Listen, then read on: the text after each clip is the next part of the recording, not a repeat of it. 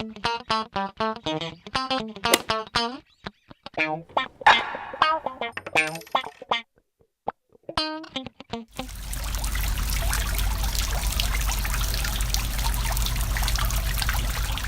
your presentation today, a couple of things really struck me. One, you talked about complacency, and the other was that your impression was that people thought that this was simpler than it actually is, right? That it's quite complicated. So let's start off by talking a little bit about complacency. What do you mean by that exactly?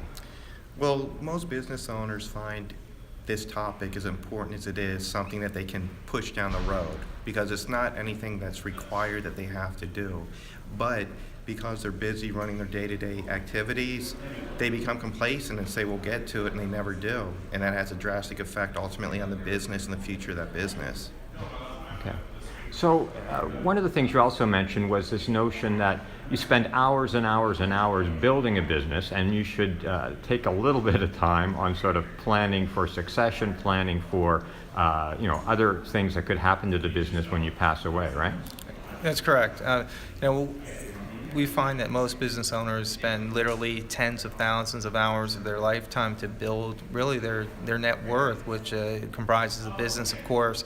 And it just takes maybe 10, 15 hours or so to set something up to protect all the hard work and then monitor it over the years. Okay. So why don't people do this? Are they afraid? Is it a difficult conversation to have with folks in the family, or what's going on there? Well, I think all of that, a lot of this deals with people's mortality at times, and people don't like to address that. It's very uncomfortable. But as we tell our clients and the business owners that we work with throughout the country, you have to incorporate this planning just as you do any day-to-day business planning. It has to be part of the business going forward. Right.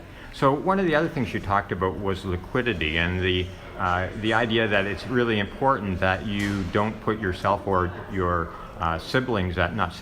children at risk of the company being bought out simply because you didn't plan enough to be able to have contingencies if things go south a bit, right? That's correct.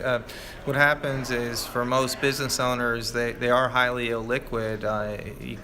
Many business owners are very wealthy from their businesses in real estate, but liquidity events hit in the form of estate taxes, buyouts, things like that. And regardless of how much someone may be worth on paper, the liquidity has to be in place one way or another to take care of these future events. So let's talk about maybe three things that you would tell people if you just had a couple of minutes with them. What are the three things you'd tell them?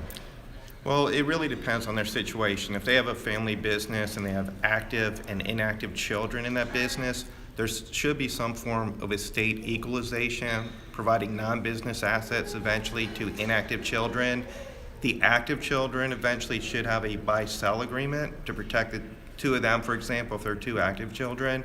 And then ultimately, maybe the third thing is if the parents are having estate taxes that are going to come into play in the future, they have to prepare for that. There has to be sufficient insurance planning, or that family can run the real risk of maybe losing the business altogether to sell it to pay taxes. Okay, great. Thanks, guys. All right, Okay, thanks. thank you.